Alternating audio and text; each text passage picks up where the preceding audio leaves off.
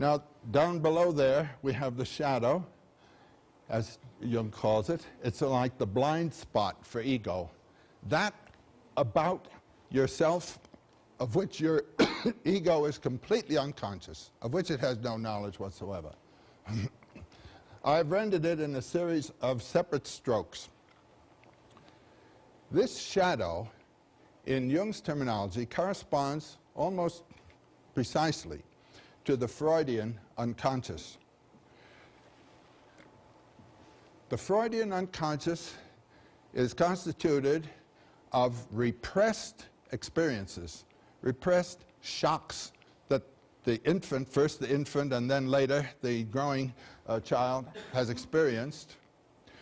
Jung's first interest in Freud was in Freud's theory of the mechanism of repression. What is it in the psyche that so puts these things out of sight that consciousness is completely unaware of them? And it is these shocks that have set up the slant, the posture, the structuring attitude of the individual to life. It's these that constitute the personal unconscious. The shocks that will have upset and transformed the life experience of one person will not be precisely the same as those that will have done so for another. And so the shadow is the order of what Jung calls the personal unconscious. On the other hand, the self is a function of the biology of the body. We have two things here. We have a basic human biology, and we have then a system of individual experiences, both in the unconscious realm as far as our ego knowledge is concerned. It's out of those centers, then, that dreams come, and dreams, of course, will be primarily personally oriented. They will have come from the shadow system mostly, but the shadow system rests on the deeper ground. When we come to myths, the imagery is out of the general system. And Jung speaks of two orders of dream. There'll be one order of symbols that you can interpret by personal associations, the free association technique that Freud uses. But there will be then other images in your dreams at certain critical moments in your life that you cannot interpret through personal associations. They will be strictly mythological in their character. I had a very amusing experience just only a couple of days ago.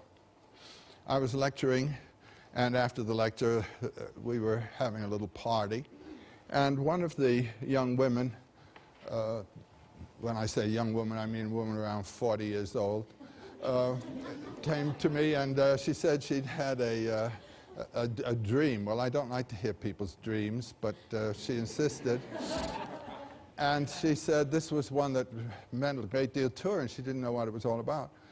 Well, I said, okay. And so she said that, first she said, what do owls mean? I said, I can't tell you what owls mean.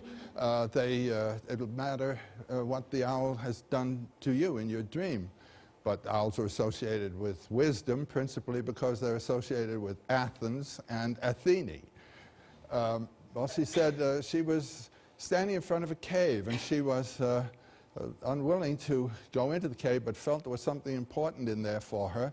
And some owls came out with round, shining eyes.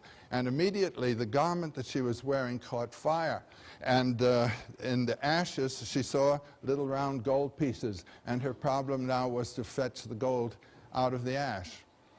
Well, I said, well, that's very obvious. Now, this is a mythological dream. The dark cave is the abyss of the unconscious, the psyche, the ground out of which we've all come. Any messenger coming out of there is a message out from the unconscious system. Owls are associated with this because they're night flyers, so would bats be associated. And I said, here comes something out of your unconscious, a realization that has come to you, and the round, shining eyes of the owls are the energy, the light, the fire, and it ignites your garment, that is to say, your notion of yourself, your social posture, and everything else about yourself, and you have undergone a transformation of consciousness here. And there's gold there, the same size as the eyes of the owl, and it's your business now to fetch out, to pull out the message that the owls will bring you from the unconscious. Perfect mythological thing. You didn't have to know the woman, anything about her life. And she said it fit, and there were a couple of people there who knew her and said that this had been a crime, and so forth and so on. So that's an example of a mythologically grounded dream with elementary ideas all the way.